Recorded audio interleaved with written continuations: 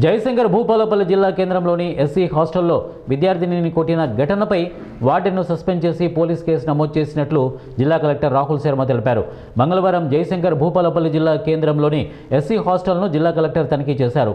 ఈ సందర్భంగా విద్యార్థులతో ముఖాముఖి అయ్యి వారి సమస్యలను అడిగి తెలుసుకున్నారు. డిగ్రీ చదువుతున్న హాస్టల్ విద్యార్థినిని కొట్టడం చాలా బాధాకరమని, తక్షణమే ఎస్సీ అభివృద్ధి అధికారి ద్వారా విచారణ నిర్వహించి సస్పెండ్ చేసినట్లు తెలిపారు.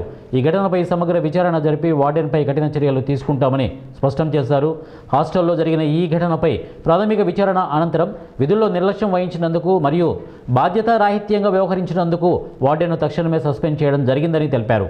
బాధ్యురాలిపై శాఖాపరమైన చర్యలే కాకుండా క్రిమినల్ కేసు కూడా నమోదు చేసినట్లు ఆయన తెలిపారు.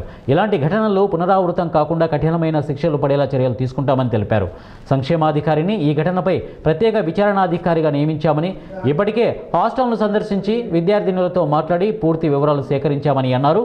బాధిత విద్యార్థినికి మరియు హాస్టల్లోని ఇతర విద్యార్థినులకు తగిన కౌన్సిలింగ్ ఇచ్చి వారిలో మనోధైర్యాన్ని నింపేందుకు చర్యలు చేపడతామని తెలిపారు. హాస్టల్లో భద్రతను మరింత కట్టుదిట్టం చేస్తామని, జిల్లాలోని అన్ని ప్రభుత్వ హాస్టళ్లు మరియు రెసిడెన్షియల్ స్కూళ్లలో ఇలాంటి అవాంఛనీయ సంఘటనలు జరగకుండా నిరంతర పర్యవేక్షణ చేసేందుకు ప్రత్యేక అధికారులను నియమించినట్లు తెలిపారు. విద్యార్థుల భద్రత ప్రథమ ప్రాధాన్యత అని, చట్టాన్ని ఉల్లంఘిస్తే చట్టపరంగా కఠినంగా శిక్షింపబడతారని ఆయన స్పష్టం చేశారు.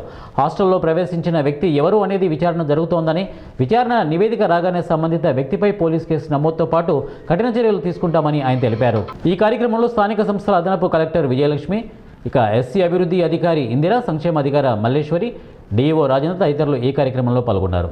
అందరి అధికారులతో ఎస్సీ హాస్టల్ మనం విజిట్ చేశాం. సో ప్రతి స్టూడెంట్తో కూడా అందరు మనం ఒక్కొక్కతో మాట్లాడినాం. సో నిన్న మన జిల్లా ఈ హాస్టల్ సంబంధించి ఒక వీడియో అందరు చూసాం. సో అది నవంబర్లో ఆ ఇన్సిడెంట్ జరిగింది. సో అది కూడా మన డిడబ్ల్యూ గారు ఇక్కడ ఈ హాస్టల్కి స్పెషల్ ఆఫీసర్ ఎంక్వైరీ నిన్నే జరిగింది. నిన్న మనం వార్డెన్కు కూడా సస్పెండ్ చేశాం. అండ్ దెన్ సిమిలర్లీ ఈరోజు కూడా మనం ఒక క్రిమినల్ కేసు కూడా ఫైల్ చేస్తాం.